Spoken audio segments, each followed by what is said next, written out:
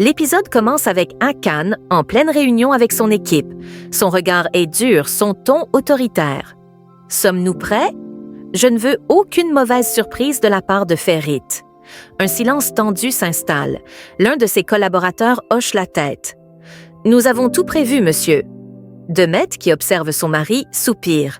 « Il est un peu tard pour les doutes, Hakan ?» Sans répondre, Hakan attrape son dossier et se lève. « Allons-y. » Pendant ce temps, chez Nazli, une toute autre ambiance règne. Elle est en cuisine, en train de préparer un plat tout en marmonnant toute seule. « Non, mais pour qui il se prend, celui-là ?» Fatos entre dans la pièce, un sourire aux lèvres. « Comment tu trouves ma coiffure ?» Nazli la regarde à peine. « T'es invité à un mariage ou quoi ?»« Mais non, je t'ai dit qu'on sortait ce soir. » Nazli fronce les sourcils. « Fatos, c'est un concert, pas un mariage. »« Et alors, un peu de paillettes, ça fait pas de mal. » Nazli soupire. « J'ai même pas envie d'y aller. J'ai pas envie de croiser Ferit. » Fatos roule des yeux. « Oublie-le, passe la soirée avec Denise et ignore cet impoli. » Nazli finit par sourire. « Tu as raison, je vais prévenir Denise qu'on arrive. À la réunion pour l'appel d'offres, la tension est à son comble. Les enchères montent en flèche, ne laissant en compétition que deux adversaires, Hakan et Ferit. Finalement, Ferit l'emporte avec une offre de plus de 600 millions. Hakan se lève brusquement et quitte la salle furieux. Dans le couloir, Demet le rejoint. « Pourquoi tu es parti comme ça? Tu veux que je les félicite peut-être ?» Demet croise les bras. « Ils ont acheté ce terrain beaucoup trop cher. Ils ne pourront jamais faire de bénéfices. » Ferry et Engin les rejoignent. Demet les fusille du regard. « Toujours là pour nous mettre des bâtons dans les roues. Avec un prix pareil, vous allez droit dans le mur. » Engin sourit avec sarcasme. « Tu vois toujours le mal partout, c'est incroyable. » Demet riposte. « Vous vous croyez honnête et irréprochable, vous êtes loin de l'être. » Elle tourne les talons, suivie de son mari. Le soir, Nazli, Asuman et Fatos arrivent au concert. Denise les accueille avec un large sourire. « Bienvenue !» Il les installe et repart en coulisses. Fatos se tourne vers Nazli. « Tu devrais accepter sa demande en mariage. » Nazli éclate de rire. « Tu es folle! Denise et moi, on est juste amis. » Soudain, elle voit Fatos se cacher derrière elle et Asuman. « Qu'est-ce que tu fais? Engin vient d'entrer, je suis fichue. »« Tu exagères. »« Pas du tout. Si je reste, je vais mourir de honte. » Et sans attendre, elle file vers la sortie. Denis revient avec les boissons. « Où est Fatos? »« Une urgence familiale, » improvise Nazli. Pendant qu'ils discutent, Ferit et Engin arrivent à leur table. « Content que tu sois venu, » dit Denise à Ferit. « J'avais promis de venir si je gagnais l'appel d'offres. Les présentations sont faites et Engin s'adresse à Nazli. « J'ai beaucoup entendu parler de toi et de tes plats. » Nazli sourit timidement. Sur scène, Alia commence à chanter. La salle est captivée, sauf Ferit qui se lève soudainement. « C'est tout pour moi. » Nazli le suit du regard, silencieuse. De son côté, Fatos rentre chez elle, toujours paniquée à l'idée qu'Engin découvre la vérité. Ferit, en voiture, reçoit un appel. Son visage se ferme. Il s'arrête sur le bas-côté, visiblement bouleversé. Au concert, Alia termine sa performance sous les applaudissements. Elle descend et rejoint le groupe. « Où est Ferit? »« Il est déjà parti, » répond Denise. Évidemment, Alia est appelée par son responsable et s'éloigne. Denise et Nazli vont chercher à boire, tandis qu'Engin engage la conversation avec Asuman. « Tu aimes sortir avec ta sœur ?» Oh, Nazli ne sort jamais. Elle préfère rester chez elle. Ils rejoignent les autres. Denise vérifie son téléphone. 4 appels manqués de Ferit. Il rappelle immédiatement. « Venez me rejoindre tout de suite, » dit Ferit d'un ton grave. Denise s'excuse auprès de Nazli.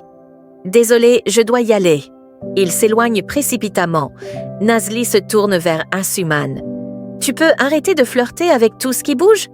Asuman sourit malicieusement. « Je ne fais que discuter. » Nazli soupire et elle quitte le concert à leur tour. Sur Ferit, assis dans la salle d'attente de l'hôpital, le visage fermé, les traits tirés. L'atmosphère est lourde, pesante. Denis, Engin et les autres arrivent en courant, essoufflés, l'inquiétude peinte sur leur visage. « Qu'est-ce qui s'est passé ?» demande Denise, le souffle court. Un médecin s'approche, le regard grave. Zeynep et son mari ont eu un grave accident. Ils n'ont pas survécu. Un silence assourdissant s'installe. « Et Bulut ?» demande Ferit d'une voix rauque. « Il est dans un état critique, mais nous faisons tout notre possible. » Denise, sous le choc, explose de douleur. Il se débat, renverse une chaise, tente de frapper un mur, mais Engin et Ferit le maîtrisent tant bien que mal. « Calme-toi, Denise !» hurle Ferit en le maintenant. Denise tombe à genoux, les larmes coulant sans retenue. Le lendemain matin, chez Nazli, l'ambiance est tout aussi morose. Nazli et Asuman discutent avec Fatos tout en préparant le petit déjeuner. « C'est terrible !» murmure Fatos en voyant les informations sur l'accident à la télévision. Nazli, figée, a du mal à réaliser. « Je n'arrive pas à croire que Zeynep soit partie. » Un peu plus tard, tout le monde se réunit pour les obsèques. Le silence est pesant, entrecoupé de sanglots étouffés. Nazli s'approche de Denise et lui pose une main réconfortante sur l'épaule. « Je suis là si tu as besoin de moi. » Denise hoche la tête sans dire un mot. Demey arrive avec Hakan. Dès qu'elle voit le cercueil de son frère, elle s'effondre en pleurs dans les bras de Denise. Un peu plus loin, Nazli discute avec Tariq. « Ils étaient proches ?» demande-t-elle en désignant Ferit et la famille de Zeynep. Tariq acquiesce. « Nos familles étaient liées, mais les histoires d'héritage ont tout compliqué. » Il explique que le père de Ferit avait fondé l'entreprise avec le père de Demey et Denis. Mais Demet, en épousant Hakan, s'était éloignée du reste de la famille, emportant avec elle sa part d'héritage. Près du cercueil, Demet continue de pleurer. Denis s'approche pour la consoler, sous le regard sombre de Ferit. 15 jours plus tard, Bulut est toujours à l'hôpital, mais son état ne s'améliore pas.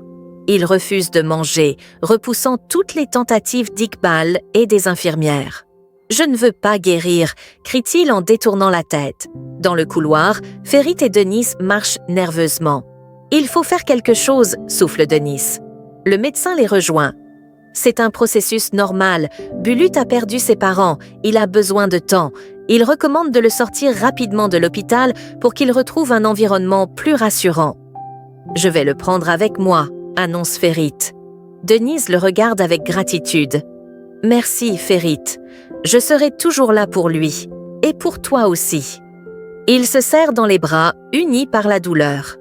Pendant ce temps, Nazli est avec Fatos. « Je ne peux pas arrêter de penser à Bulut, » avoue-t-elle. « Heureusement qu'il a encore sa grand-mère et ses oncles, » tente de la rassurer Fatos. « Oui, mais il est si jeune. Je vais aller le voir. » À l'hôpital, Demey arrive à son tour et demande à voir Bulut. « Il dort, madame, » lui dit l'infirmière. Les larmes aux yeux, elle se contente de l'observer à travers la vitre. « Je reviendrai plus tard », murmure-t-elle en rejoignant Ferit et Denis. Denis, épuisé, décide de rentrer chez lui. « Je sens que ma tête va exploser. »« Rentre et repose-toi, Denis, » conseille Ferit. « Je vais ramener Bulut à la maison aujourd'hui. » Demey retrouve Hakan à l'extérieur et se réfugie dans ses bras, en larmes. « Il dormait, je reviendrai plus tard. » « Évidemment, c'est ton sang !» répond Hakan avec froideur. Il accuse Ferit et son frère d'avoir éloigné Bulut d'elle. « Mon frère est mort !» sanglote-t-elle. Hakan la serre contre lui et l'emmène. Nazli arrive enfin à l'hôpital. Dès son entrée, elle entend Bulut crier. « Je ne veux pas de médicaments !»« Bulut, il faut que tu te soignes !» insiste Ferit, impuissant. Le petit garçon secoue la tête. « Non, je veux rester comme ça !» Nazli intervient alors. « J'ai quelque chose pour toi. » Bulut, toujours en colère, la regarde avec méfiance. « C'est quoi ?» Elle lui tend des galettes. Hésitant, il en prend une et commence à manger. Puis, sa voix se brise. « Mes parents sont morts !» Il éclate en sanglots. Nazli s'approche et le serre dans ses bras, une larme coulant sur sa joue. Ferit, soulagée, observe la scène en silence. Plus tard, alors qu'elle s'apprête à partir, Engin l'interpelle. « Merci, Nazli. Grâce à toi, Bulut s'est un peu calmé. J'aime beaucoup Bulut. Si vous avez besoin de moi, n'hésitez pas. Denis est rentré chez lui, ajoute Engin.